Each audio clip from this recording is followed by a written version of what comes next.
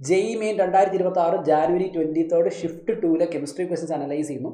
അതിൽ 11th ക്വസ്റ്റ്യനിലേക്ക് നമുക്കൊന്ന് പോയി നോക്കാം. Here we go. Observe the following reaction at T Kelvin.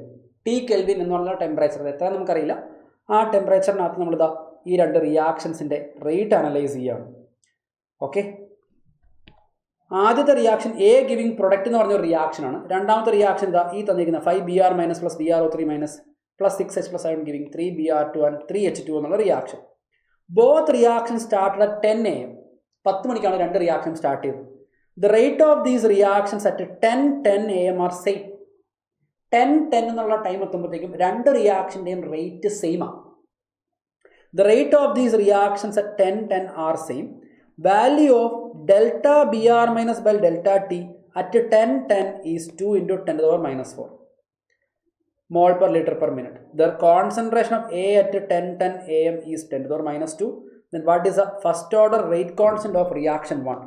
First reaction rate constant at chapter chemical kinetics ആണ്. Topic നമ്മുടെ ഇൻട്രൊഡക്ടറി ടോപ്പിക് തന്നെ, കെമിക്കൽ റിയാക്ഷൻ്റെ ജനറൽ റേറ്റ് ഇക്വേഷൻ, ഇതുമായിട്ടാണ് ഇത് കണക്ട് ചെയ്യുന്നത്. നമുക്ക് ആദ്യമേ സെക്കൻഡ് റിയാക്ഷനെ പറ്റി നമുക്ക് അനലൈസ് ചെയ്യാം. കാരണം നമുക്ക് തന്നിരിക്കുന്ന ഡാറ്റ മുഴുവൻ സെക്കൻഡ് റിയാക്ഷനെ പറ്റിയാണ്. സെക്കൻഡ് റിയാക്ഷൻ്റെ 10 എന്നുള്ള ടൈം എടുക്കുക. 10 AM. ഈ ടൈമിൽ നമുക്കറിയാം ഡെൽറ്റ Br മൈനസ്, അതായത് average rate of disappearance of Br minus, average rate of disappearance of Br minus നമുക്ക് തന്നിട്ടുണ്ട്. അത് എത്രയാ? 2 into 10 to the power minus 4. Okay, ഇത് average rate of disappearance of Br minus ആണ്. റേറ്റ് ഓഫ് റിയാക്ഷൻ എങ്ങനെയാണ് വരിക? Rate of reaction എന്ന് പറയുന്നത് ഇങ്ങനെയല്ല നമ്മൾ എഴുതുക. നമുക്ക് ജനറലി നമ്മൾ എഴുതുന്നത് എങ്ങനെയാണ്? 1/5 minus 1/5 delta Br minus by delta T, ഇങ്ങനെയാണ് നമ്മൾ എഴുതുക റേറ്റ് ഓഫ് റിയാക്ഷൻ. ഇതിൽ minus delta Br minus by delta ടിയുടെ വാല്യൂ നമുക്കറിയാം. അപ്പോൾ നമുക്ക് അതിനെ സബ്സ്റ്റിറ്റ്യൂട്ട് ചെയ്താലോ? അപ്പോൾ 1/5 അവിടെ നിൽക്കട്ടെ, ബാക്കിയുള്ളതിന് പകരം 2 into 10 to the power minus 4 എന്ന് സബ്സ്റ്റിറ്റ്യൂട്ട് ചെയ്യുന്നു. സോ ഓവറോൾ ഈ വാല്യൂ എന്ത് വരും? Overall this value will be coming out as, overall ഈ വാല്യൂ എന്ത് വരും? 2/5ൻ്റെ value 0.4 into 10 to the power minus 4 എന്നോ 4 into 10 to the power minus 5 എന്നോ വരും. ഇതാണ് റേറ്റ് ഓഫ് റിയാക്ഷൻ 2. ശ്രദ്ധിക്കുക, 10 ആകുമ്പോൾ both reactions are having same rate എന്ന് പറയുന്നുണ്ട്. 10ൽ രണ്ട് റിയാക്ഷൻ്റെയും റേറ്റ് ഈക്വലാണ്. അപ്പോൾ 10 എന്ന് പറയുന്ന ടൈമിനകത്ത് റിയാക്ഷൻ 2ൻ്റെ റേറ്റ് തന്നെയാണ് റിയാക്ഷൻ 1ൻ്റെ. So this is the same rate of reaction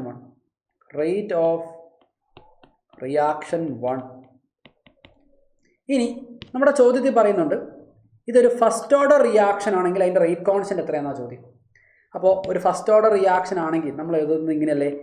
rate is equal to K into concentration of reactant, അത് എ ആണ്, power 1.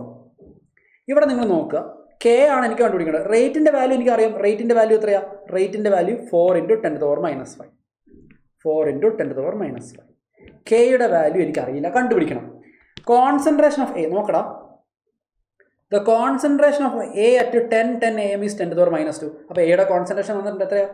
10 to the power minus 2. കെയുടെ വാല്യൂ എത്ര? 10 to the power minus 2നെ left സൈഡിലേക്ക് എടുത്തു കഴിഞ്ഞാൽ കെയുടെ വാല്യൂ വരും 4 into 10 to the power minus 3. നമ്മുടെ ശരിയായിട്ടുള്ള ഉത്തരം ഏതായിരിക്കും വരിക? Answer option 4 will be the right answer. 4th option ആണ് ഇവിടുത്തെ ശരിയായിട്ടുള്ള ഉത്തരം. ക്ലിയർ ആണെന്ന് വിശ്വസിക്കുന്നു കേട്ടോ.